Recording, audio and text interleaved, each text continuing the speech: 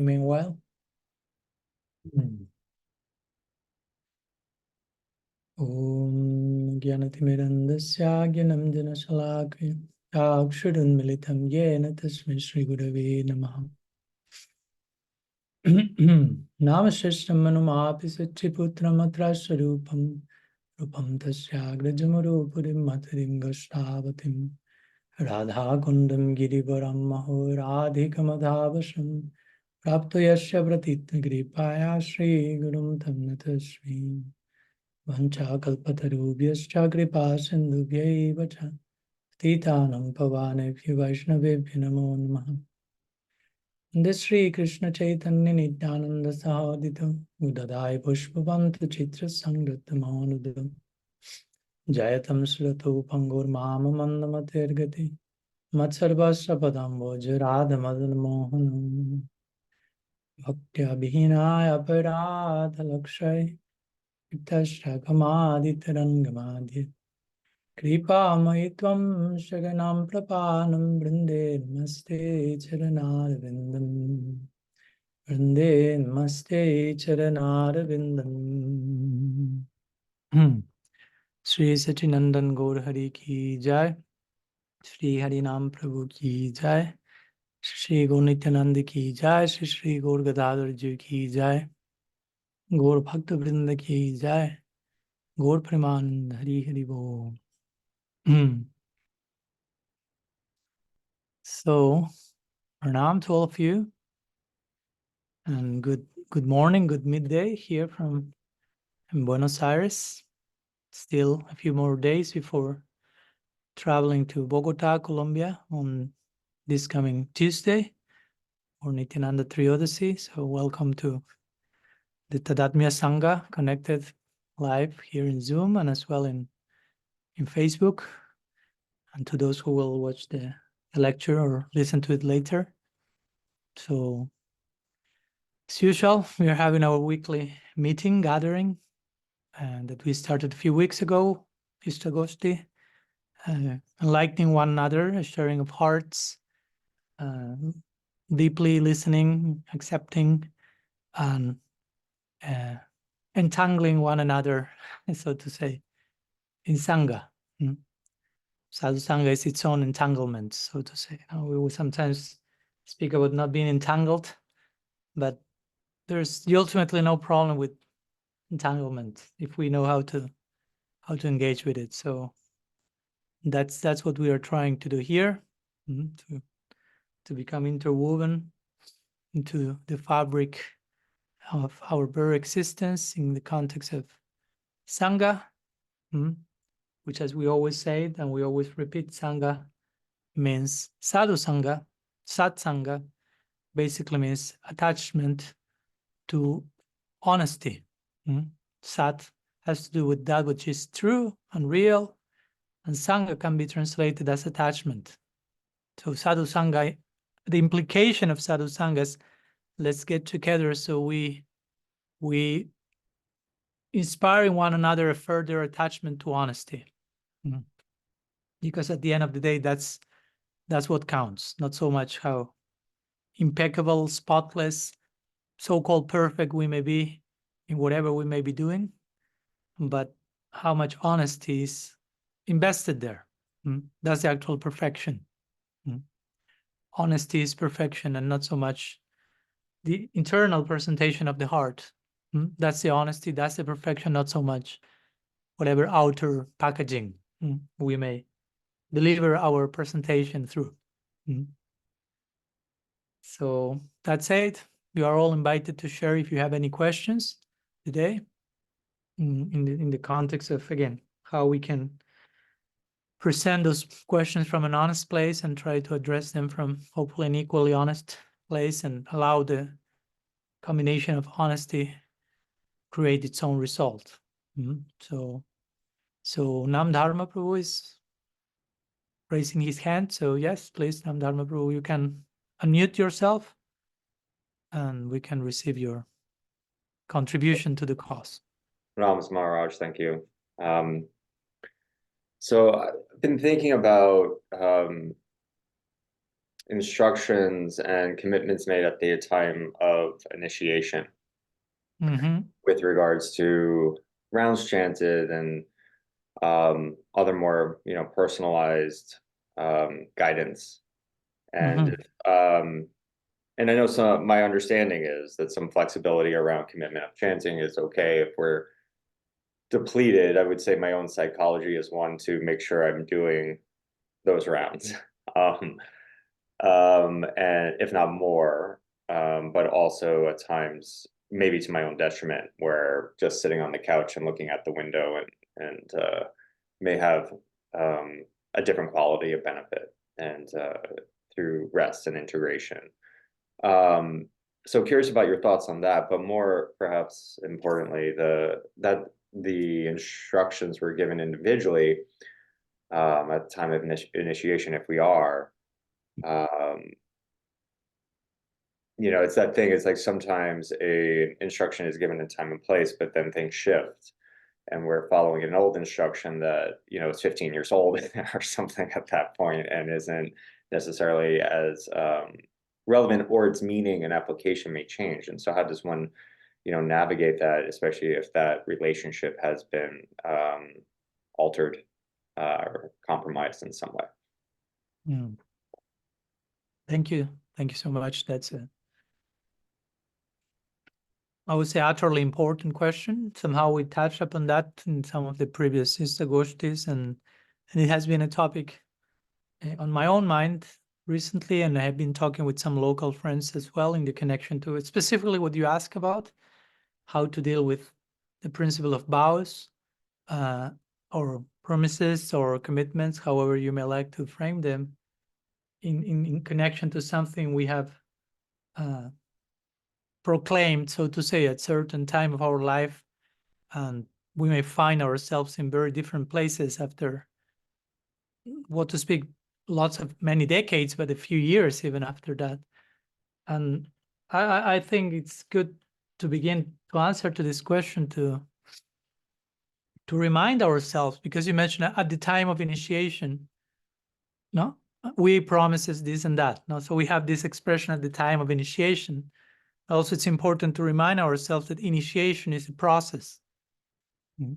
So initiation is not something that happens once and for all, one day, but it's an ongoing unfolding of the implications of the mantra we receive in initiation. So to say, initiation itself, the word initiation means you are initiating something. We are starting something. It's not like it's finished. At the time of initiation, it's finished. So my point with this is, if initiation is a process and we commit ourselves to certain things, quote unquote, at the time of initiation, but if the actual time of initiation is an ongoing process, then our commitments at any particular time are to be adjusted or revised at any other particular time at the time of initiation. Because again, at the time of initiation is not 30 years ago, July 27, whatever, that particular day.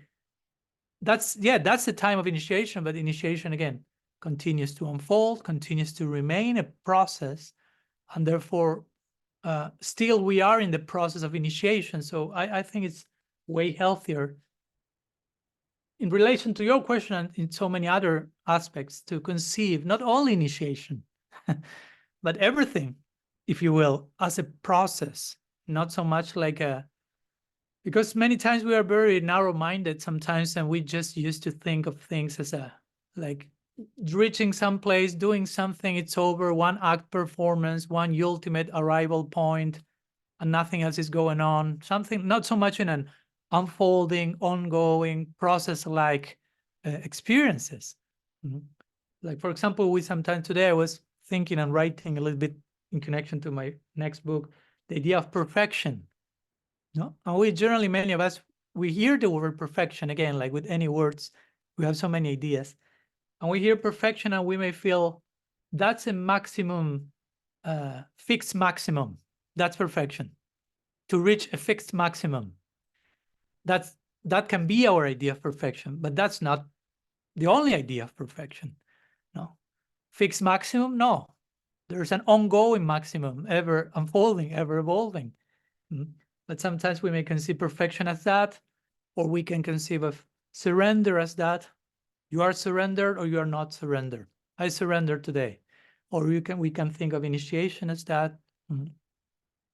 Like, again, I always like to quote Chaitanya Charitamrita. There it is say, Diksha Kale, Bhakta Kare, Atma Samarpana. So it says Diksha Kale, it starts with this famous expression, at the time of initiation, Diksha Kale, and then it explains what happens at the time of initiation. It says, Bhakta Kare, Atma Samarpana. At that moment, at that time of initiation, the devotee makes of himself, of his own Atma, a complete offering to Bhagavan. So the question then is, did I got initiated yet? Am I initiated? Did I make of myself a complete offering to Bhagavan?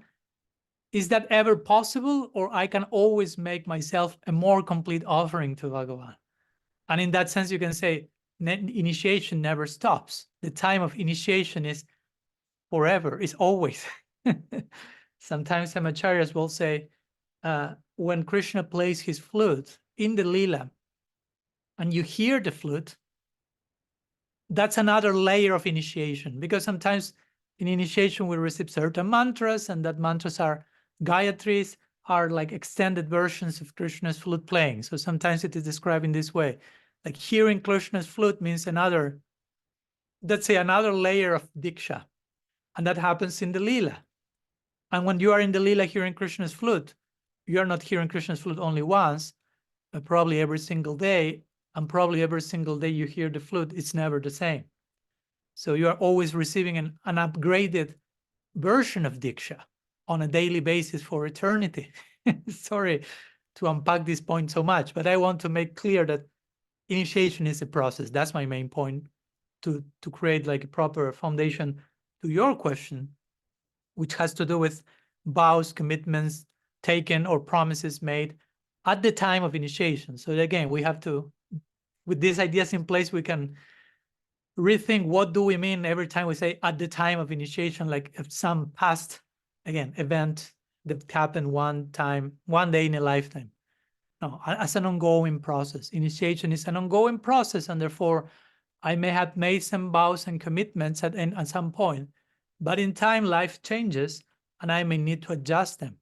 And when I say adjust, I'm not saying necessarily, I don't know, diminish the quantity of what I'm doing. Sometimes it's keeping the number, but adjusting the vow in terms of going deep into the quality of the quantity. Sometimes I may want to increase the quality or the quantity, sorry.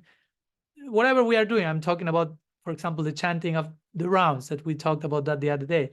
But that's not the only thing we may need to adjust.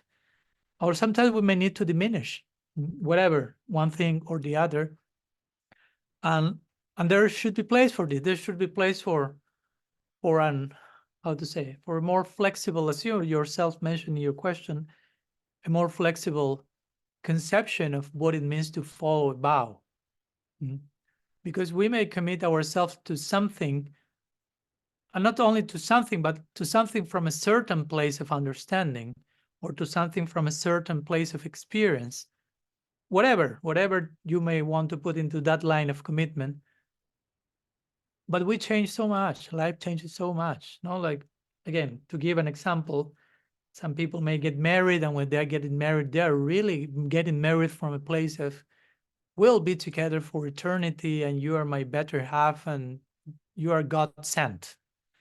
And maybe after 2 years, they are like, I mean, with judge in between and denouncing one another. And so, I mean, I'm going to a little extreme here, but that happens.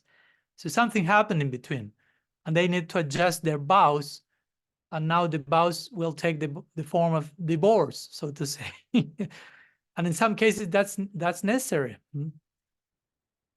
I've been talking with some Vaishnavi recently who went through something like that. No, her ex-husband was quite violent and started to beat her, and suddenly he became a different person from the one she thought he was. And she realized at some point, the healthiest thing here for me is to to sign the divorce here, no, with all that it takes, although it was not my initial plan, no.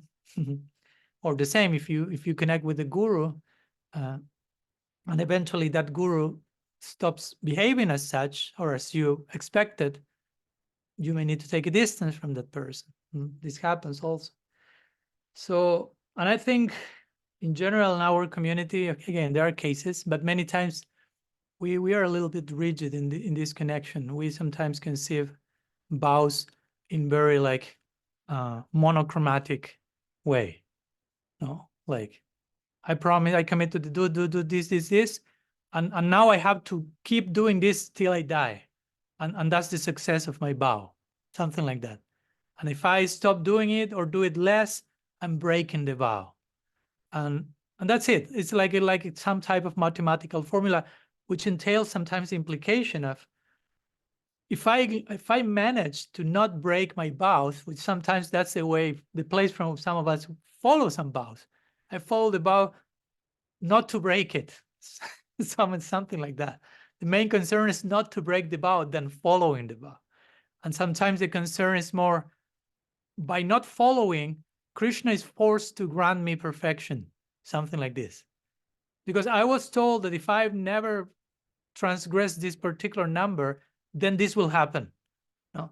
So it makes it something completely mathematical, basically. No? Like you give Krishna the number and he has to give you the blessing. Doesn't care what's your inner attitude. It's not a matter of mercy. It all depends on your effort to keep the number, and God is forced to give you everything without caring what's your actual inner attitude and desire and motivation. So we are creating a very surreal Krishna in that case. That's not Krishna. And again, I repeat again, like I did in my previous lecture, by saying this, I'm not promoting break all your commitments and become like a completely whatever rebel without a cause person. Rupa Goswami is preventing that. He's preventing in both directions, as you know, with the word niyamagraha in the second verse of Upadeshamrita. He's saying two meanings of niyamagraha, and the two are equally applicable, and the two are equally potentially we can potentially fall into them. Niyamagraha means you are following rules, or you commit to things, you promise things without knowing what you are doing. Or you can say there are levels of doing that. You can commit to say okay, I commit myself to be a vegetarian.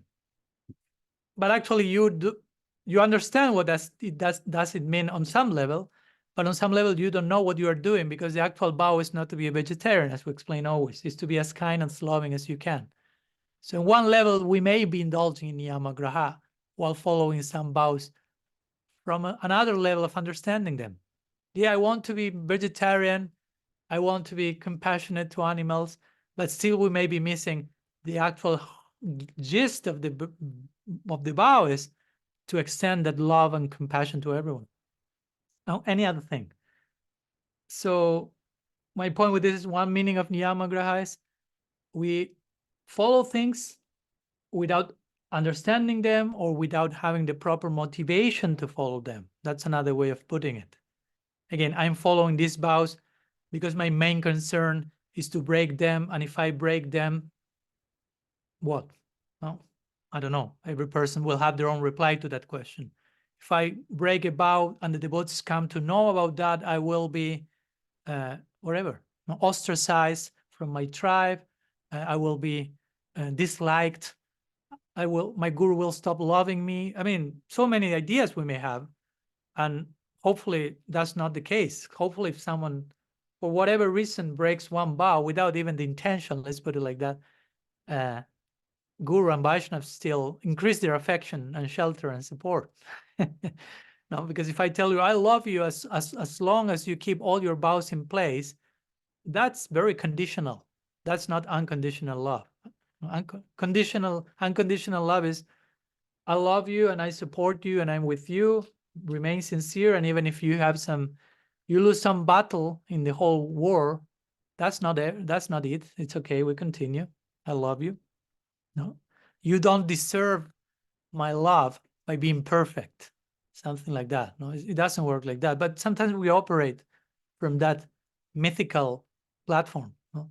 I will deserve Gurudev's love. I will deserve Krishna's love by being perfect, or at least by faking perfection. At least to attain numerical perfection, as we say. No, no, I cannot attain essential internal perfection. I'm a mess, I must confess.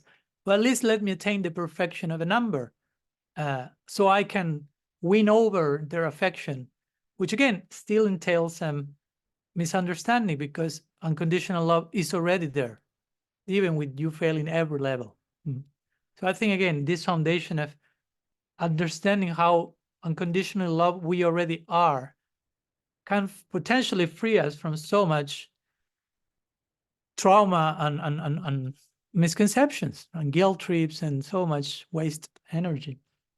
So there is place. There is place. I've been talking with a friend recently who had taken different vows in Gaudiya Vaishnavism, even before I did. And recently he had to modify some of them. Let's say, I don't like to use the word break, because sometimes the word break doesn't necessarily apply to the specific situation. No, like again, the example I gave you a few times. I don't know. This Prabhupada disciple, she was chanting her 16 rounds. She became pregnant. She was not able to finish that number. Technically speaking, she broke her vow at the time of initiation. But Prabhupada, when he came to know the situation, he totally said, "Oh no, now your baby's your rounds."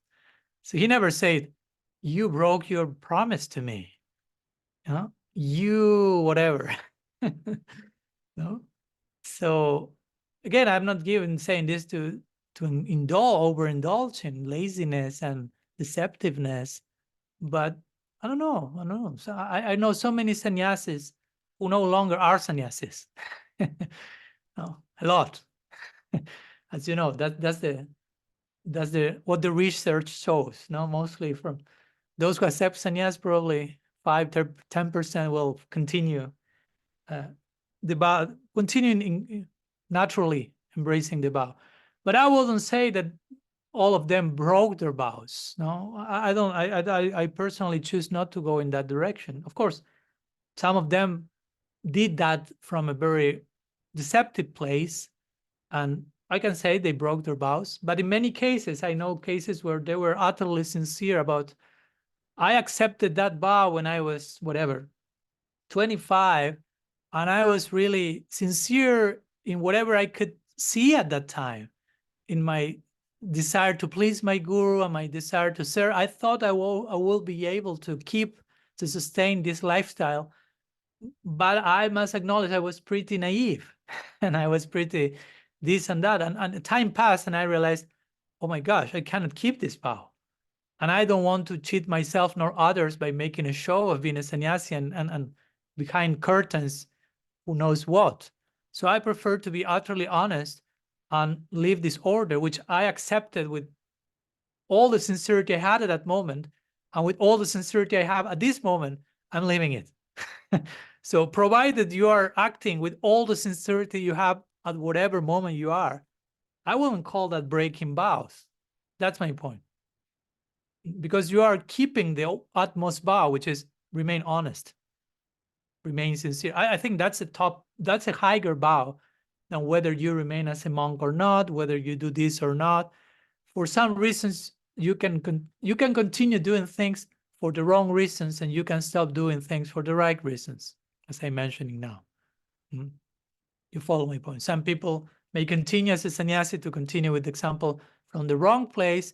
They shouldn't continue. That's not their nature. They are not embracing that order from a humble place, whatever may be happening, but they continue. So externally, we may say, he never broke the vow. He kept his sannyas ashram. But what happened in between? There was chaos and dysfunction and abuse, so many things. That can happen. To give an example. And some other person from a very humble, sincere place may be acknowledging, this is too much. As you mentioned, Namdharma, due to life circumstance, Desha Kalapatra, and that was something that Srila Prabhupada invoked so many times, and that's invoked many times also in in the Bhagavatam. Dishakala Vibhagavit.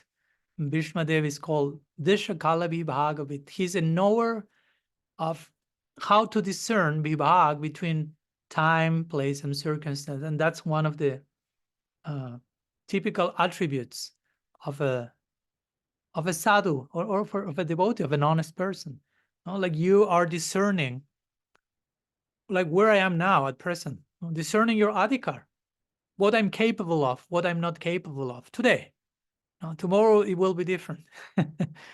Next week and next year, things that maybe temporarily some of us may need to decompress on some things, so to say, and in time we will embrace those very things with another strength. I mean, life is not like a linear journey, like goes always like shh. No, it's more akin to a journey. No, it's a journey. A journey. You never go in a journey like this. No, it's more like, no, I mean, it goes up and down and left and right and down. I mean, you try to walk into the forest. I mean, it goes, so many things happen.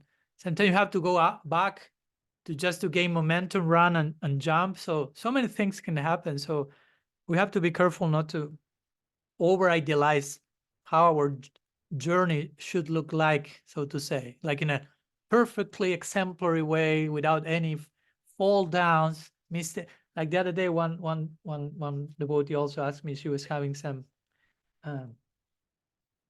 situation with onion, which, to be honest, for me is not very complex situation.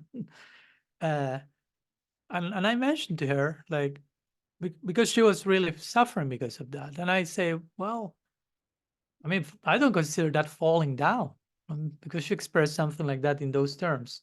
And I can understand at a certain stage we may over-relate or overreact to some things like, oh my gosh, I'm really indulging in the worst possible crime in history. No, the pizza had onion, something like that. And I would say, instead of getting neurotic about being fallen because of eating onion, better realize that we are fallen, whether we eat onion or not. Let's establish that more realistic foundation first. Not so much like, I don't want to fall by eating onion. No problem, you're already falling. And I'm not saying no problem, eat more and more onion. I say no problem, you're already falling. And despite you're already falling, Krishna's loving you unconditionally. Establish that foundation in place. On that basis, you work on onion stuff and whatever other issues remain to be worked on. So yeah, I personally consider that we should learn to be more flexible in addressing the specifics of any given situation. Because if not, again, we indulge into forms of Mayavad, into forms of impersonalism. Like we do not address each case as uniquely as it is, but we just say, oh, that person did that, that's falling down. That person did that, he broke the vow. She did that, whatever, without investigating the uniqueness and specificity of that unrepeatable situation. Why the person did that, what happened before, what happened from which place. And if we study the particular case, sometimes we will conclude that was the best possible thing you could have done at that precise moment. Now, maybe that will not be the ideal thing for you in eternity, but in this unique chapter of your life, you may need to do that or stop doing that, whatever that is. But many times, again, we do not take the time to be personalists. So we label people and situations quickly, and the price for not taking the time, the price for that is impersonalism. So to be impersonal many times means we are not taking the necessary time to understand the particular situation of other people, or even sometimes of our own situation. And we judge ourselves in ways that are not healthy, in ways that are not wholesome, in ways that are not necessary. Sometimes, not always, but sometimes that can happen. So So I think it's important that we have a more fluid and open conversation about these things. And sometimes someone has, I don't want to say even some problems, but some particular life circumstance which invites him or her to recalibrate their commitments, let's say. That can be done. That can be spoken about without any like fear of retaliation or any fear of rejection or any fear of being ostracized and shunned and condemned, but like to normalize that life happens, so to say. and of course, you mentioned at the end, Nam Dharma, that in the case of one being connected to someone as a guru, which at present the connection is not as, let's say, as present or dynamic or active as it was, what to do with those vows that one has taken with some person in particular. But again, we have to remind ourselves that when we say, I have committed to this and this in front of my guru, let's say, of a guru is always a representative of God. So guru is acting as a guru in representation of God. It's a service in representation of God. So if any particular agent or representative, for whatever reason, is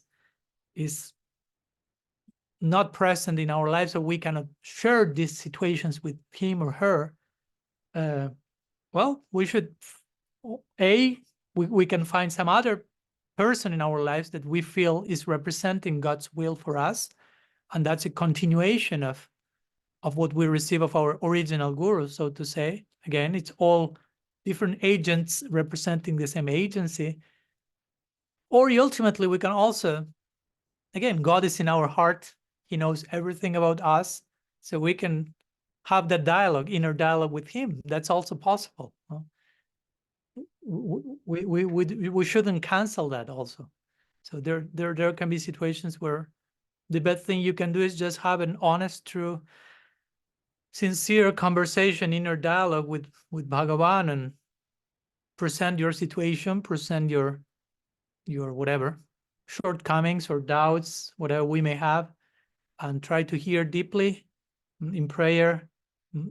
If any inspiration comes, of course, allow some time for the answers to reveal, but I will say that's not less bona fide than to speak directly to who is one's guru, so to say, who was one's guru. There are, again, circumstances, life happens, and external presentation may change, but the substance of the connection is still there if we want that to happen, if we are sincere about that. So, and again, the process of initiation continues in that sense, in one way or another. That's why, as I mentioned in my book on radical personalism, there are many sections in the Bhagavatam where Krishna himself is emphasized as the supreme guru of all gurus. Like there is place to connect with him as such, especially in some specific circumstances. So, yeah. So those are some thoughts that are coming to my mind. And yeah, but yeah, I agree that I feel that we need to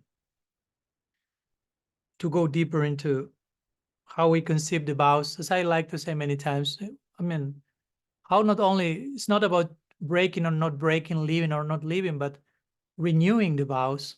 Again, you are married with someone, you establish some vows on the day of your marriage, but in order for the marriage to continue as such, it has to renew itself constantly. The relationship has to be updated, upgraded.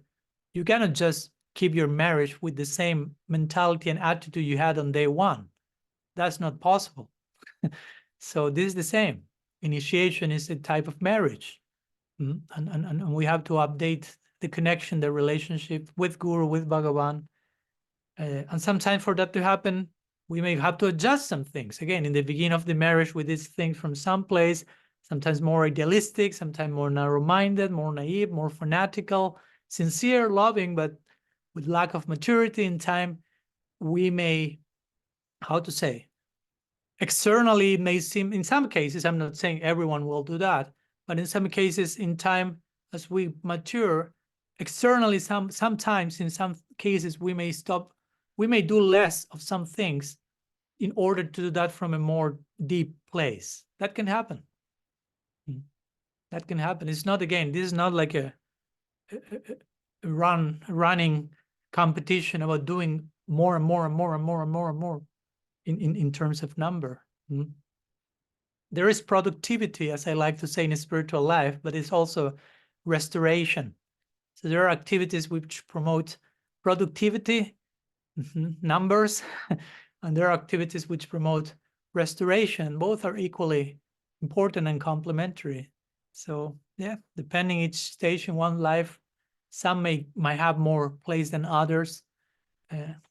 As long as we are introspective and sincere about remaining honest to what the present situation demands, there should be place for conversation and adjustment of these things. Again, that's my main point.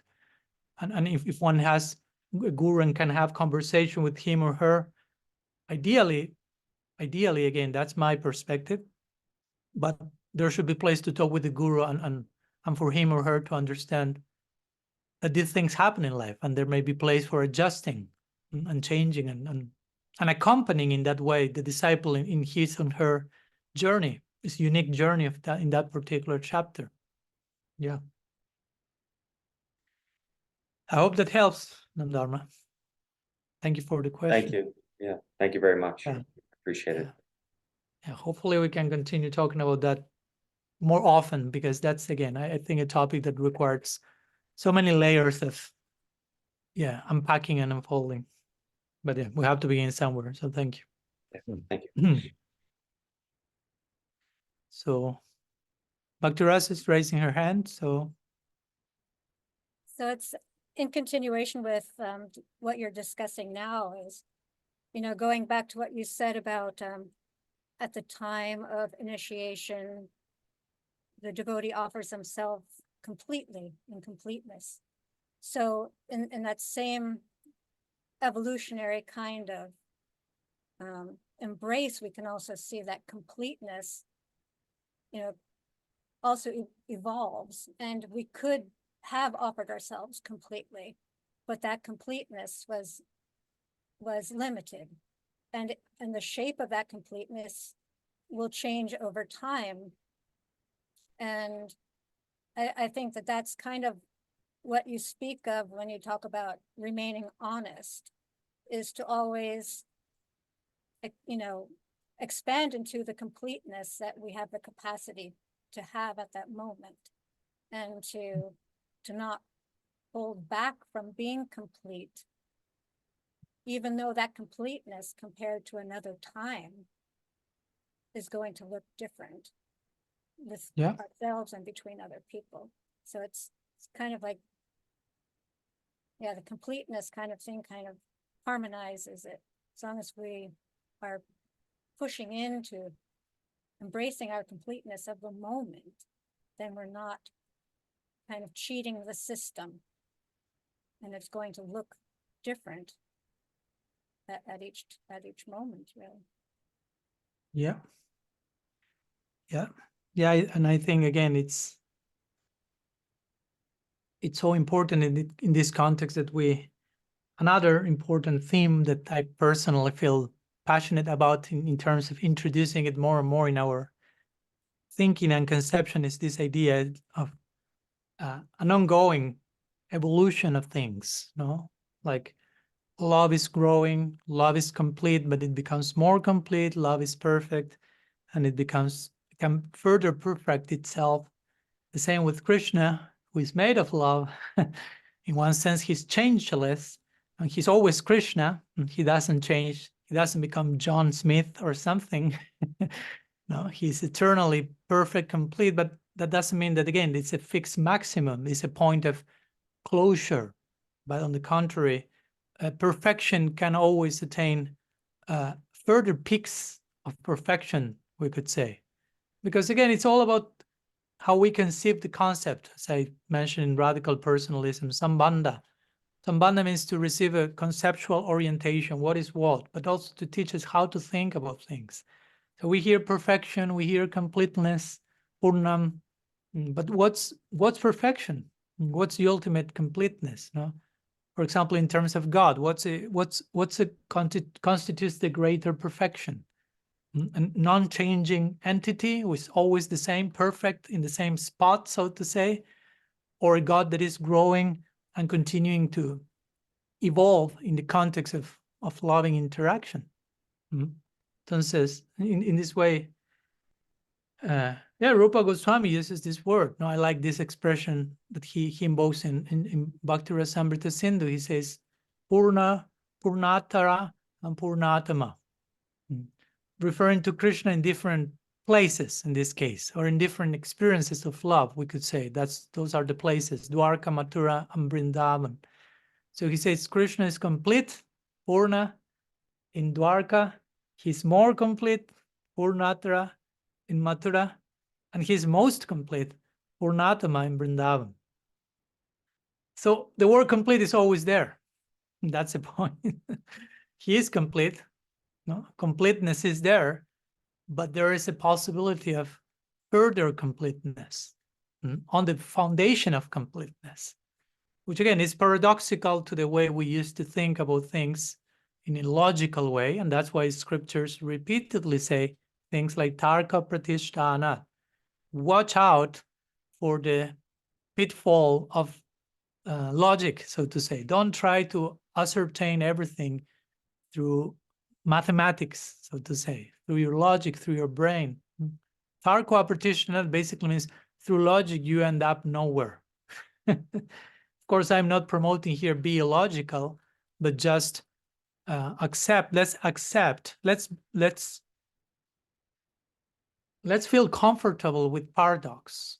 Let's learn to coexist with the paradoxical.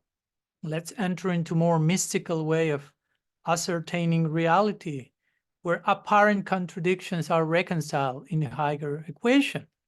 In Latin, in Christianity, they will say God is coincidentia oppositorum, which means the coincidence of opposites. Whatever seems to be opposites is coinciding in him. Somehow or other, he's able to coexist with being perfect and being able to be more perfect, be complete, and attain further layers of completeness. So yeah, I think that's an important point, because that affects everything. If God is such, if love is such, then our potential in love with God is such. And whatever happens in reality, if even this material creation, as the scriptures say, is somehow an outcome of God's bliss and the overflowing of that, somehow also we can find that same template in the DNA of matter, so somehow or other. So I think it's important that we somehow enter more and more into this evolutionary way of thinking of things, more in terms of a process, ongoing processes, instead of like one-act performances. I was initiated, I surrendered, I attained the spiritual world. The movie doesn't end there. No, actually, there's always further and further. There are so many sections in Shastra that speak about that. Newer and newer layers of experience at every moment. But of course, we will never enter that world if you don't get accustomed to see reality as such here and now. So, and we have to put on the scale the problems that will come by not thinking like that as well. What if I don't conceive my spiritual journey as an ongoing process, just in terms of going from point A to point B, so to say? The ultimate arrival destiny in Golok Vrindavan, like some sort of airport thing, no? So the plane landed in heaven, no? You are assigned your eternal cloud, and that's it. But that's not the spiritual world, at least not for us. No, it's a very moving thing. We are after a moving eternity, a moving transcendence, something that is on the move. And of course, that creates this, all this may be unconscious, but this may create lots of fear for us, because we may think, oh, things are moving, things are like fickle. No, so they are not stable, they are not predictable. So it's, of course, it's out of my control. That's the ultimate point that sometimes create potential neurosis. If I'm telling you reality is dynamic, reality is changing, reality is noble, reality is creative, constantly, eternally, instead of reality is static, predictable, secure, stable, unchanging. Pay attention to what happens inside of you when you hear this different set of words, because we have to put ourselves to test in that connection. So we don't misread Krishna consciousness, basically. We are not here for something that it is not, so to say. Now, we don't want to cheat ourselves thinking, okay, I'm here for Krishna, for love of Krishna, for eternal service in the spiritual world, but we conceive all of that as static, unchanging, predictable, controllable. That's not what it is. So if we want something, we have to be very clear about the nature of the things we say we want. And when we really learn what's that about, let's see what we decide, so to say. And hopefully we still decide that, because especially because it is dynamic and ever evolving and ever new, that's what makes that reality especially charming. Hopefully you agree with me. For me, that's common sense. If I'm being thrown into eternal transcendence where there's no change, everything is static, unpredictable, that doesn't sound too nice for me. I'm starting to feel suffocated just by hearing the idea. No? So yeah, that's why surrender is an ongoing process, and initiation is an ongoing process, because everything is an ongoing process. And surrender is the way we relate to everything, which is an ongoing process. Therefore, surrender has to be an ongoing process. If God is an ever-evolving reality, then my approach to an ever-evolving reality has to be ever-evolving. I mean, it's basically that. So yeah, I think it's way healthier to conceive reality and stages in practice and everything as evolving and moving, so we can, how to say, address each of those things for what they are at any given moment, instead of just projecting one like official, ideal, perfect template, and whatever doesn't fit into that, it's sin, it's offense, it's a falling down, you are not up to the mark yet, whatever, so on and so forth. And instead be more realistic, more personalistic, more unique, and conceive each particular chapter for what it is in the context of an ongoing process of further unfolding. You follow my point? Because if not, I mean, even if you have Prem, let's say you have divine love, and you can torture yourself just thinking, well, but I know that in the ever-evolving nature of divine love, the Prem that I have now is nothing in comparison to the Prema that I will have in the next moment.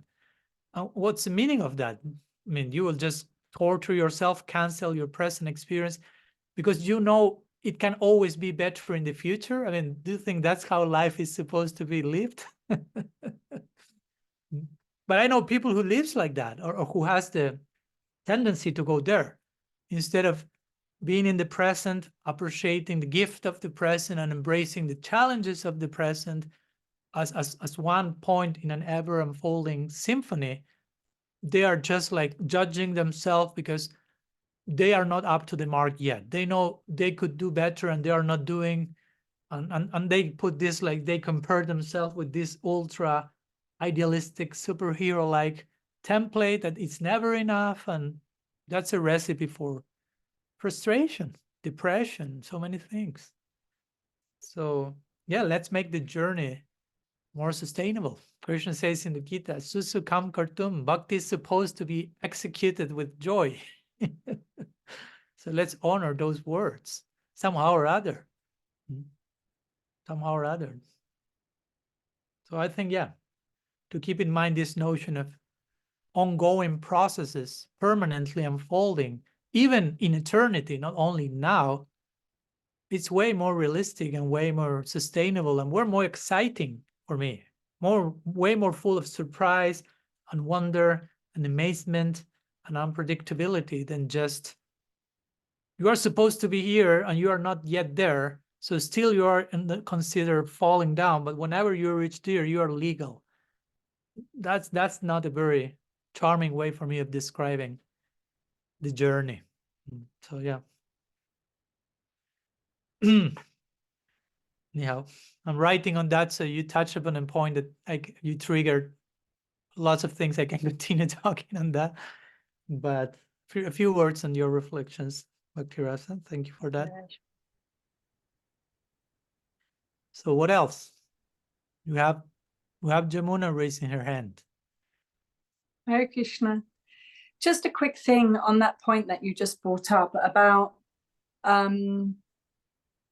we might be, needing to accept where we are and being peaceful with that and honoring that space and the experience that we have in our spiritual life and being present in the moment. As individuals, we may have that ourselves, but then others might not like that we are where we're at and we're peaceful where we're at and we're able to embrace that moment. Other people may be badgering or criticizing for you being where you're at, even though you may be peaceful in that situation. Does that make sense? I mean, it doesn't make sense at all, but yeah, I get your idea. Okay, because then that can create a lot of guilt, a lot of shame, a lot of unhealthy feelings within the practitioner because of other people's judgments. Yeah. Again, I totally understand the point. What I say doesn't make any sense is that people feel uncomfortable with other people's art and you are supposed to feel guilt because of that, and you have to change. You cannot feel comfortable where you are because that's making me uncomfortable. So please be uncomfortable so I'm comfortable. That's what I mean. It doesn't make any sense, though unfortunately we fall into that so many times. so yeah, I will say it's, if we feel, like, of course, when I say we feel comfortable at peace where we are, it's also not an invitation for laziness. Like, okay, I'm there, I'm peaceful here, and I won't change, and I remain here forever. I'm not saying that, but I'm saying also don't go to the other extreme of the neurosis that I just described. Like, it can always be better. I know I haven't reached the perfection yet. I'm not saying that either. So there is place to appreciate where you are as a gift of grace, and to look forward to all that can happen from that on. I'm not canceling our future potential for sure, but we have to first also acknowledge whatever is coming to us on the present moment, because we can only reach our future potential by acknowledging the present moment. Whatever is coming to us as present will transform into the future, so to say. So if some person, again, and I'm talking in general here, probably you're having some situation in your mind more specific, but I'm talking just in general. If we feel in it from a genuine place, grounded and inspired and sheltered and happy and peaceful in our present stage, and with a dynamic spirit of continuing to grow, and someone else feels uncomfortable for that, of course, then that person has a question to make to himself or to herself, like, why I'm feeling uncomfortable, why this person's peace makes me uncomfortable, and why her inspiration and groundedness and whatever is disturbing me. I mean, I have a problem, not her. So, and if that person is not willing to make him or herself the question and just insists on making it clear how disturbed she is and how you should stop feeling comfortable I mean, it doesn't sound like a very healthy relationship, basically. It doesn't sound like a very, if there's no place for talking about it and no openness from the person to acknowledge that he or she has to change that particular mindset, it doesn't seem like it seems like a toxic scenario, basically, because the only way it will work and it will not work is, okay, I have to be unhappy so you are comfortable. I have to be disturbed so you are at peace. So what's the end of that? And I know there are so many relationships like that. No, in order to appease my husband or my guru or my wife or my son, whomever, okay, I have to be this because that seems to be the thing that they like. But if that thing is something that goes against my integrity and authenticity, then that shouldn't be happening. I shouldn't subject myself to that. That's not an act of compassion to the other person, so to say, no? So again, I'm giving a general answer. I don't want to sound like I'm telling people what to do in any given similar situation, because every situation has its own details. But in general, I will say, I mean, we should be happy when someone is happy. We should be peaceful when someone is peaceful. If someone is peaceful and I'm not peaceful, well, their peacefulness hopefully gives me some peace. Now, if I'm honestly appreciating that, it's not that I will become like envious. Why you're at peace? I'm not at peace. I want you to stop being at peace so we are on an equal footing. No, hopefully the equal footing is we are both at peace. It's a win-win scenario. So if I'm not at peace and you are at peace, I will try to allow your peacefulness to inspire me to be at peace. And if I'm not able to do that, I will approach you and tell you, I'm not able to do that. Help me. Instead of you go down to my level and be as disturbed as I am, so I'm at peace. That's not peace. No, that's not balance, harmony, equilibrium. That's not loving. So yeah, I know that sometimes these things happen, and sometimes also they are tied to. It has nothing to do with us being at peace. Many times it has to do with people having their own ideals challenged, so to say. Like, for example, let's give an example. I don't know. One may be part of a certain group. Let's give an example, a certain Vaishnava group. And there is some, I don't know, some deviation happening in certain circle of that group. And one acknowledges that deviation and takes a distance from that. But some other people do not want to see the deviation and just continue there without seeing that, and even like promoting the person who is deviating. So the person who sees the deviation and takes a distance maybe will be like criticized and pointed at, like and they will be thinking, oh, you're such a bad person because you went off our tribe, and you are so bad that probably you will become so deviated yourself and so disturbed, and so many bad things will happen to you. And now in time, nothing of that happens to that person that took the distance. So the rest of the group, they are shaking in their convictions because they were thinking like, I mean, you are the wrong one. So because you are the wrong one, so many things, wrong things have to happen to you. No, none of them are happening, but we don't want to think we are the wrong ones. So somehow we have to accommodate this. And the only way is like, you should be disturbed, or even they will conclude, you should be so disturbed and that's not happening. And that shows how bad you are.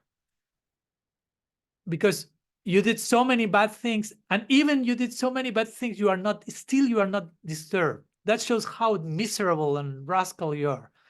That even confirms more how miserable. So they will start to justify that from that place. You follow my point?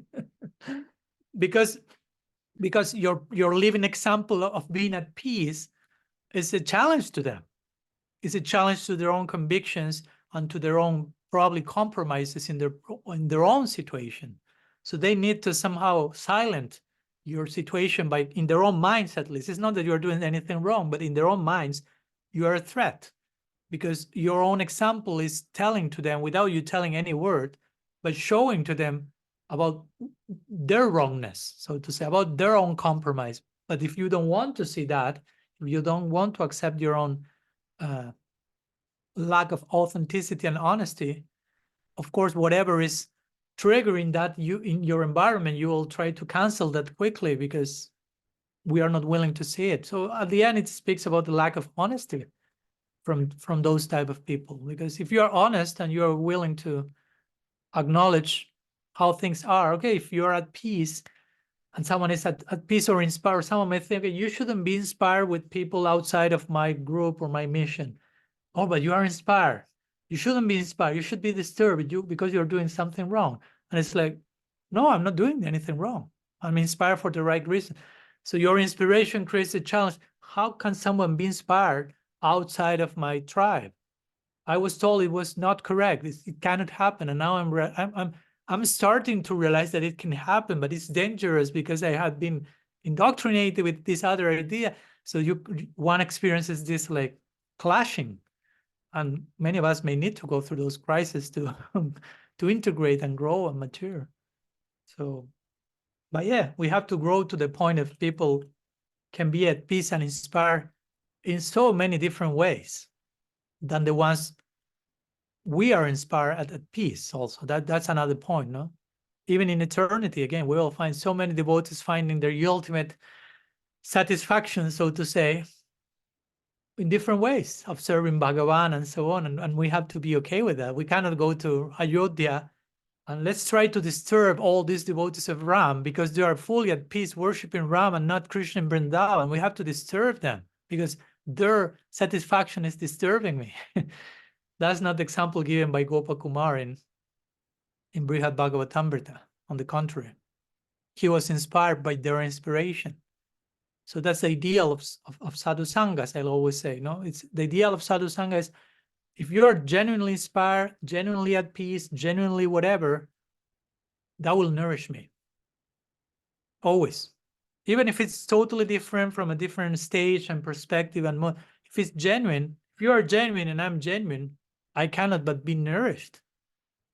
But whatever, by whatever is going through in your life, even if you are suffering for whatever reason from a genuine place, your suffering will nourish me. It's not that I need to suffer to be nourished by you. I mean, I can be happy and peaceful, but if I see your suffering from a genuine place, I will empathize with that and be nourished by your suffering. So when there is bona fideness in the heart, whatever happens ends up being nourishing. So if that's not happening, then something else is happening, and that should be talked about. And if that cannot be talked about, okay, then that speaks for itself, so to say. Again, if I tell you, Jamuna, you're at peace, and I cannot tolerate that, I'm totally disturbed by that. Please stop being so much at peace. And you say, Maharaj, why you say that? Let's talk about it. No, I don't want to talk about it. You just have to stop being at peace. That's the solution. I mean, how much dialogue can you have there? How much of a relationship is there? No, so we have to surround ourselves by. Rupa Goswami says, sadhu sangha is snigdha, snigdasya, swatabhara, snigdasya, swajatya. Like-minded people, advanced people, and most especially affectionate people. So affectionate people means you are happy, I'm happy with your happiness. You are at peace, I'm celebrating that with you. That's affectionate. It's not just like an external, superficial, sentimental praise to someone just by personal convenience to keep everyone in the comfort zone. No, it's something very deeply based on Tadatmya or empathy. If I love you, you suffer, I suffer. If I love you, you're happy, I'm happy. If I love you, you're at peace, I'm at peace. I connect with that. No, we become one in that, so to say. It's not that stop being that so you adjust to me, or something like that. No, stop being so happy, please. I'm becoming uninspired. You are too ecstatic or whatever. Anyhow, some thoughts. I hope that helps, Yamuna. Thanks for the question. There are a few messages in the chat. Oh no, the boat is saying that they have to leave some obligations. Thank you so much. We have a few minutes if in case there is any other question. I'm seeing Karuneshwari raising her hand, so please, you can unmute yourself. Hare Krishna, Maharaj. Just following on from the first question tonight, which Okay. or afternoon, which also sort of follows on from the question I asked last week. And last week you said to me, I think you know the answers to that yourself, which is partially, at least partially true, if not fully true, but I needed to hear more on it. But so I've sort of two things to ask now. So one is, because all of that resonates completely with me, and you're right saying that I kind of know it because I was speaking along those lines to people already. But a feedback I kept getting was, yes, but this standard has been set by the Acharya. So so I want to ask you about that, because my understanding of that is that you might say, yes, but would he say something different now? So, but just to address that, and then the other part of the question is that whatever vows we followed or followed to whatever extent we followed, they have us where we are now.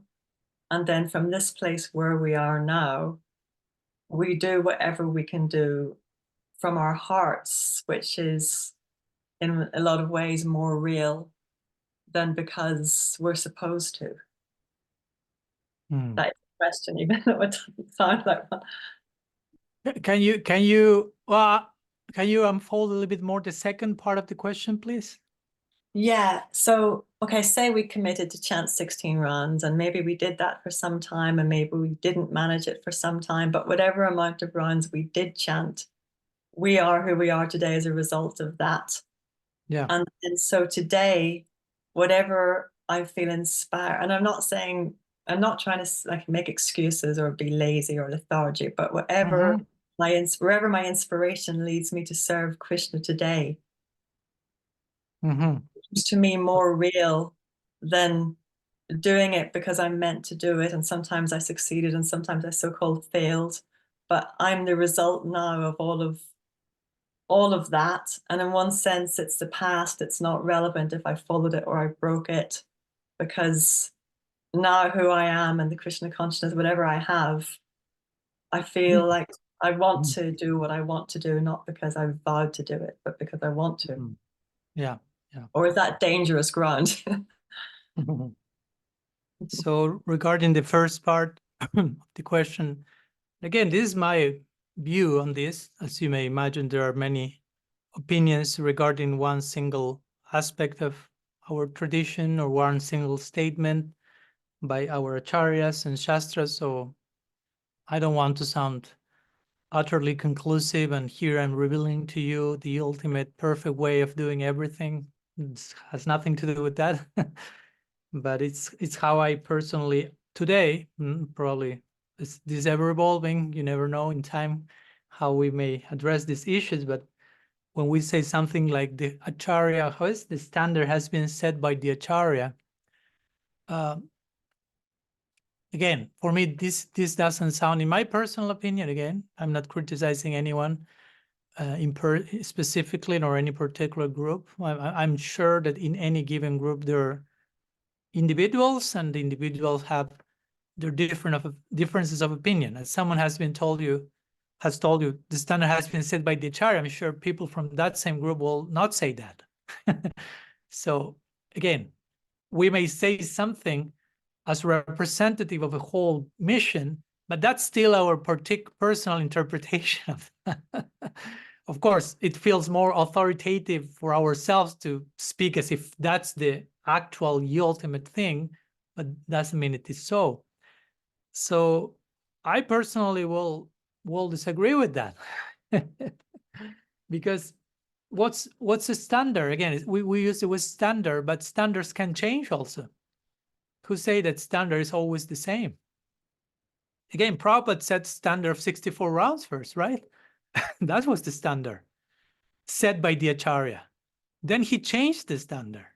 And someone say, okay, but then he never changed it again. Okay, but who says that he will never change it in time? And he changed that in a specific cases, as the example I gave before.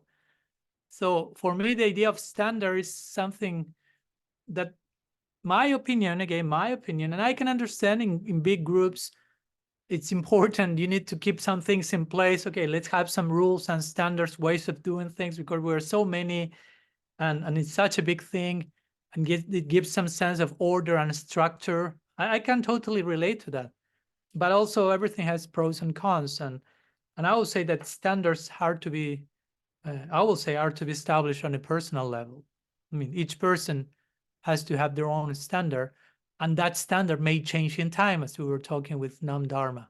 That's my personal take.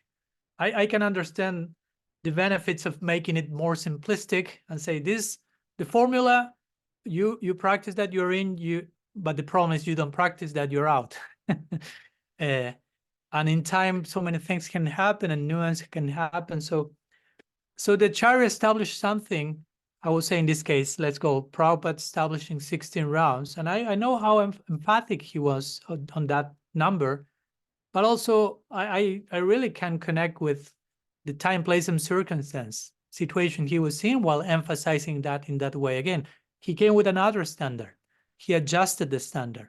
He saw, okay, this standard is working now. Somehow it's sustainable for most. Let's keep the standard. But he was establishing that according to the particular situation he was in at that time. And when I'm saying this, I'm not saying now we need to chant 2 rounds. I'm not saying anything like that. I'm just saying be careful of freezing someone like Srila Prabhupada in time. That's my main point here. Because he said some things, he established some standards, and one very unique time and place and circumstance of the Krishna consciousness movement for a period of a few years. But so many things happened after Prabhupada left. So many things happened in every sense in the movement after Prabhupada left.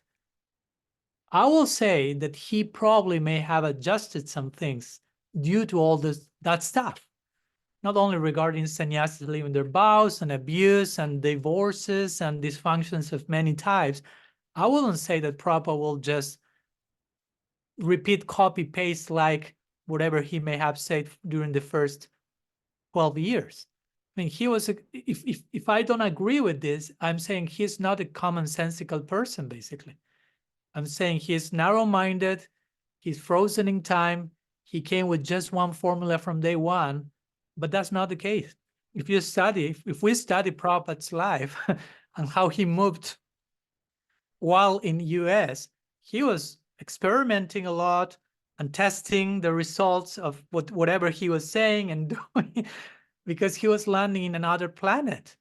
And it's not that after 12 years, he already had the full picture and everything was fully in place. So now the final standard can be established. Nothing was fully in place. You can see what happened after a few years after Prabhupada left, even during his presence. So that shows it's not that everything was perfectly established and in harmony and the perfect standard has been attained. Actually, there's no such a thing as perfect standard universally applicable for every single person. For me, the perfect standard is a standard that applies uniquely to each individual according to time, place, and circumstance, and that can therefore change in time. That's the perfect standard. And someone may say, that's no standard whatsoever, Maharaj, at all. That's the standard. Yeah, that's the standard. Like the other day, I was reading a few things. Yeah, okay. Yeah, I think it was Encounters with Divinity by Srila Siddhar Maharaj. He was describing, like, for example, when Srila Bhaktisiddhanta Saraswati Thakur sent his first disciples to preach into the West, and he sent some of them first to Europe. And he was asking Rabindranath Tagore, he was a friend of his at that time, he's famous, of course, a famous writer in India. He was asking, which place do you think it may be better to send my devotees to? And he was thinking about sending them to England first, and Rabindranath Tagore disagreed, so because the English have this pride of having conquered India, so it may not help that much, better to send them to Germany. So my point with this is there's lots of relativity into this. You may absolutize and say, Prabhupada Bhaktisiddhanta have a divine revelation to send Bhakti-Hridaya Bon Maharaj to Germany. No, he asked a friend and he suggested that place. and it's not that you are making less of Bhaktisiddhanta Saraswati Thakur by saying that. So in the same way, my point is, Prabhupada comes to the West, he's exploring, he's experiencing, he's experimenting, he's adjusting, he's willing to change things. And he was willing to change things throughout his 12-year experience in the West. It's not that he came, he says 64 rounds, he changed to 16 and nothing else was adjusted ever after. No, there was always a constant process of adjustment. And of course, at one point he saw some template seems to be sustainable for these boys and girls. Okay, let's keep it. But if in time, the necessity comes, I'm totally sure he will be flexible and compassionate enough and personalistic enough to address the situations in a very specific way and make the adjustments accordingly. So I will say that in connection to the standard has been set by the Acharya. No? For me, things are way more flexible and fluid. And not only for me, again, if we study the life of Prabhupada, that's how it works. And of course, I know that's a different topic, but when we say standard has been set by the Acharya, that kind of indirectly frozens the principle of parampara also. Because Acharya means, an Acharya will give birth to another Acharya, and another Acharya, and another Acharya. That's how parampara continues. So every Acharya will establish new standards, if you will, so to say. That's how the spirit of the disciplic succession keeps itself alive. So one Acharya established something, and yet Prabhupada founded ISKCON, but ideally the disciples of Prabhupada are to represent Prabhupada's spirit in the dynamic way nowadays. And in that sense, they are Acharyas. Once the word Acharya is not something limited to Prabhupada. And I'm not insulting Prabhupada by saying that. Acharyas means someone who teaches by example. Be careful of not making more, of taking the word to a point that it can only apply to Prabhupada as a technical title. He's a founder of ISKCON, that's for sure. But he didn't found his own sampradaya. No, he's not the only one and last Acharya, and nobody else can say anything else apart from him. That's not what Prabhupada taught. That's not parampara. That's not Gaudiya Vaishnavism. So if we play out the implications of an Acharya, means technically speaking, every disciple has to be an Acharya. That's why Prabhupada say, I would like every one of my disciples to be guru. That's another way of saying, doesn't mean you have to give initiation to people, but at least be an Acharya, teach by example. And teach by example means think for yourself about how to apply the teachings in your particular time, place, and circumstance, and not just parroting, copy-pasting without criterion. So again, we have to deconstruct these one-liners that sometimes we repeat them enough as for them to lose all meaning, basically, and just become like imposed dogma. Like whenever someone starts to show some symptom of critical thinking, you bring these one-liners to cancel all possibility of dialogue. And it's like, that's not Prabhupada, that's not ISKCON, that's not parampara. If you think that's it, that's your choice, and it's your life, it's your choice. That's not mine. So that's one thing. And in the second part of the question, just to conclude, we were talking about, for example, the chanting, and we may be chanting certain number, we committed to a certain number, we may say, okay, we are where we are as a result of that. In case I understood correctly the question, someone might say, okay, whether we may chant less or more according to each time and circumstance. We are 1016 and we are where we are because of that. If that's what I understood, if it's correct, I wouldn't say that so much. I mean, because It's, sorry, it's yes, not exactly what I meant. I think, thank you. yeah, I think Sorry. it's hard to explain. I meant more like whatever we did, whether we managed to follow or didn't manage to follow, that the more important thing is that wherever we are now, we do what we do voluntarily from our hearts rather than because we're meant to. Okay. Yeah. So my reply to that is yes. Yeah. Sorry. So I agree. Yeah, I agree. We are where we are. We have to assess our present situation again, as the Bhagavatam says, "Adhikari janista saguna parikirtita," to ascertain your adhikar, to ascertain your present day capabilities or incapabilities, and act accordingly with coherence. That's real beauty, says the Bhagavatam. That's an interesting way of putting it. Now, what's beauty? To be coherent about what you can and you can't do today, and act in a realistic way according to that, honoring that. And again, as you mentioned, Karuneshwari, choosing to voluntarily again engage in bhakti, whatever we do, do it voluntarily, full-hearted, invest your heart, yourself. Bhakti is very much about intention. It's very intentional. So that's very important. Intentional sometimes is taken as something negative, like that was intentional, like you had bad intention, but you apply that positively also. It's intentional. Bhakti is intentional. Krishna is intentional. He's taking Bhavagrahi Janardana. He's taking our intention. He's intentional. So yeah, let's try to concentrate into whatever. If we decide to serve Krishna, to have a spiritual life, to develop our relationship with him, yeah, let's try to employ our discernment to carry our lives in a way that fosters that in the best possible way. That's for me the essence of it. Regarding vows and commitments, I will say that the verse that comes to my mind the most in this connection is the famous line, "What is smartavya sadatam Vishnur Bhishmantavya nachat chit sarva vidhi viseda sur etayori vakinkara." Always think of Krishna, never forget Krishna. All the rules and regulations from Shastra, all vows, commitment, promises are to serve that principle. In other words, whatever helps you to be more focused, more aligned, more connected with the divine, whatever it is, whatever, then do it. Whatever is getting in the way, then don't do it. That's kind of the criterion.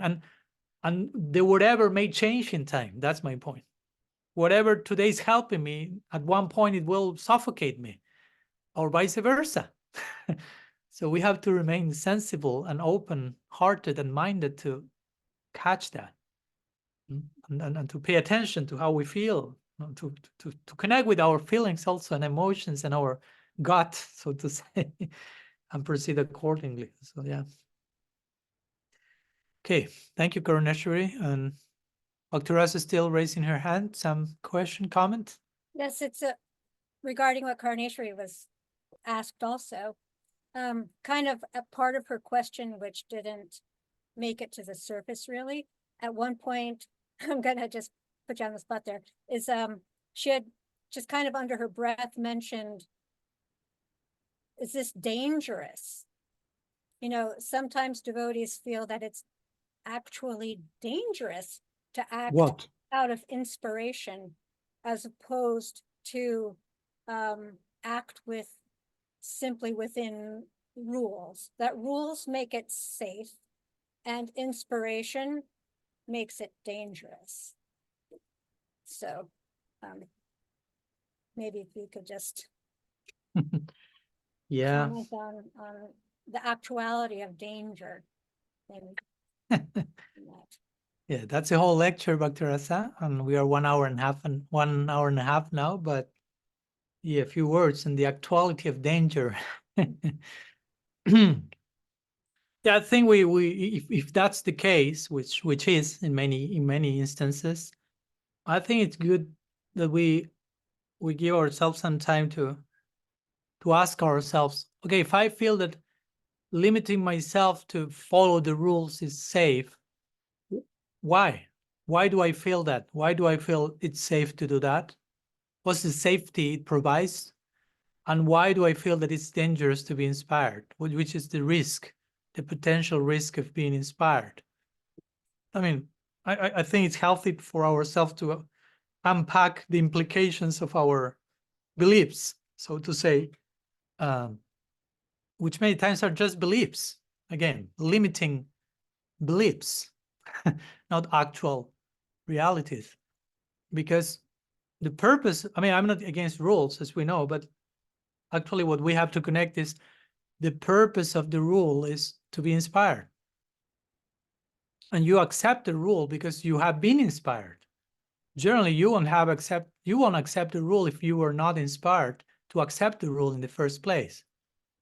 So I hope nobody paid you to follow 4 regulative principles. Somehow you got some inspiration without even following any rule, probably. You got some initial inspiration, and that initial inspiration took you to open yourself and trust and receive further input, in this case from a Vaishnava, let's say, and rules came to your life. And you embrace them out of inspiration. So if you embrace a rule out of inspiration, the point is that rule should take you to further inspiration. It's not I was so inspired that I embraced this rule and no more inspiration now. I'm terrified about being inspired now. It's like, what? But you started following those rules out of inspiration. So how does it make sense that it all began with inspiration and ended up in the exact opposite? It's not, that was not the spirit of the rule. Again, there's the law and the spirit of the law, so to say. So every time we follow a rule, we have to be very careful about, again, if not, it's niyama graha. As Rupa Goswami says, you are following the rule for the sake of following the rule. And sometimes it ends up being a belonging system, so to say. I have to follow the rules to be part of the tribe. I have to follow the rule to be labeled as a nice boy and as a nice girl. I have to follow the rule because if not, this and this and this happens. So many times we follow the rule just out of fear of being ostracized, because unfortunately some systems and some groups operate in that way. You follow the rule, you are in. You stop following the rule, you are out. So you continue following the rule just because of being terrified of not belonging. But as we say, that's fitting in, that's not belonging.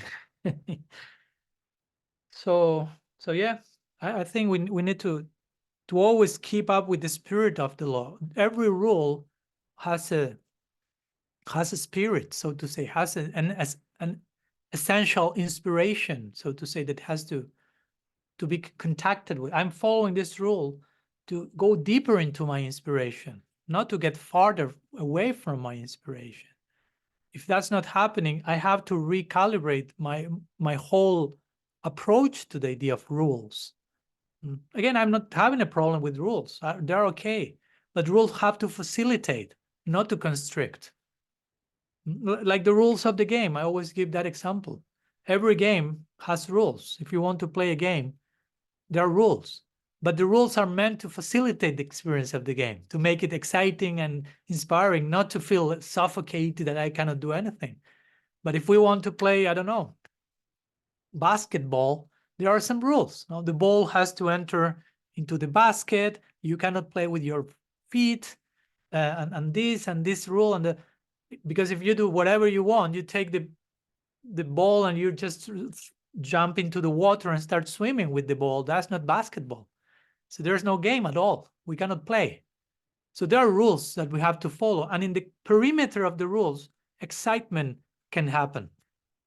Wonder, amazement, enjoyment has to happen in the perimeter of some rules. So rules are to just contextualize excitement. Let's put it like that. The purpose of rules is just to give a perimeter for wonder and amazement and inspiration. If not, the rules are not bearing their purpose, basically. So in the same way, as we are given the example of a play, of a game, life is play, ultimately. Life is lila. So there are rules to play. There are rules, but the purpose of rules is to facilitate the inner experience, the nourishing, the chamatkar, the astonishment, the wonder, the growth, the evolution. If not, it's not that the rule is bad, but we may be having a toxic, out-of-date approach to the rule. And we may mistake playing the game with only following the rule, so to say. So the following the rule is to facilitate the experience of the game. It's not the game itself. You follow my point? You can follow the rules of the game. It doesn't mean that you are playing the game. You have to play the game in the context of following the rules. Something else has to be happening while following the rules. It's not just about merely following the rules. You are not participating yet. We are not being participants of the game. So yeah, the rules are there to give that context, to facilitate something more, which has to happen. If it's not happening, and especially if it's not happening in the name of following the rules, then we are misconstruing quite a lot there. So, and that can happen again. The potential is there for this form of niyamagraha. So we need to take some time to re-examine those things, to sit, to talk, to share, to have dialogue, and to find a place where we can really learn and have space and liberty and freedom to be inspired without, yeah. And sometimes the saying goes, sometimes even we have to break some rules to be inspired. Sometimes it can happen, as the saying goes, only those who follow the rules know when to break them. That can happen. Like music, for example. I've studied some music in my teenage years. So if you as a musician play a song, let's say you're playing jazz, and you have to, there's improvisation in jazz. So there are certain, improvisation doesn't mean you do whatever you want. Because some people mistake that. You think, oh, improvisation, the drummer and the guitar player and the piano player just start to do whatever they want. No, that's not improvisation. There are some parameters of rhythm and melody. And on those parameters, they do whatever they like, but paying attention to whatever else is doing also. No? Tadatmya, empathy. But even in some cases, if you are like, and I'm talking about just high-class musician, and there are many examples of that. I remember seeing one video once of John Coltrane. He was a very famous jazz player, a love supreme. And once he was playing something, he was improvising, and at one point he played a wrong note. So he broke the rule, so to say. He was playing in a certain pattern of melody, and he went beyond that without his intention. He transgressed the melodic pattern, but he was such a genius that he started to create a whole new melodic pattern on the basis of the wrong note. And he created another layer, dimension of the composition, starting with something wrong, which of course it was not wrong at the end. So my point is, he broke the rule to embrace something higher and deeper. So in some cases also, we may have to break some rules to embrace a higher rule. Ultimately, the ultimate rule is love. Love rules. So love makes its own rules. In order to love more, sometimes we have to break all rules, some rules. The gopis in Vrindavan, in one sense, they are breaking so many rules for the sake of love, not for the sake of breaking the rules. So we shouldn't follow the rules for the sake of following the rules, and we should not break the rules for the mere sake of breaking the rules. We are not anarchists, rebels without a cause, but we shouldn't go to the other extreme of just following the rules, just for following the rules. We have to get to the actual point of it. Following the rules for the sake of love, the nourishing of love, the nourishing of inspiration. And whatever nourishes that, that becomes my new rule, so to say. That becomes a new standard. since we are talking about standards. Love creates its own standards at every single moment. Do you think in Golok Vrindavan there's some fixed standard? Krishna is changing standard at every flute playing he makes. He's the acharya, he's the flute acharya, and he sets the standard at every single moment. He's changing that, and everyone is willing to adjust and follow it accordingly. So we are preparing here for that. So we must follow accordingly. Now, some thoughts. Thank you so much for the further churning, Bhakti Rasa, in this connection. It was a nice session today. And I think we can conclude here, almost 2 hours. So I think we have some further digesting and processing, hopefully, throughout the week. And we'll see you next Saturday. Thursday, Wednesday is Nityananda Triyodasi also, right? At least here in respective countries may be different day, but wish you happy Nityananda Triyodasi, and hopefully we can meditate on many things we talked today in connection to someone like Nityananda Prabhu, who is a very interesting personality in this connection in terms of rules and eccentricity and overflowing of unconditional love and so on and so forth. And the Guru is supposed to be a representative of such personality. And we are supposed to be a representative of Guru. So very important reflections that came today as a preface in anticipation of the appearance day of Sri Nityananda Prabhu. So Sri Nityananda Prabhu ki jai, Sri Man Mahaprabhu ki jai, Sri Harinam Sankirtan ki jai, Sri Sri Gaur Nityananda ki jai, Sri Sri Gaur Gadadhar Ji ki jai, Gaur Bhakta Vrind ki jai, Gaur Premanand Hari Hari Bol, Vancha Kalpataru Vyascha, Kripa Sindhu Pyaiva Cha, Patitanam Pavanebhyo Vaishnavebhyo Namo Ananta Koti Vaishnava Vrinda ki jai.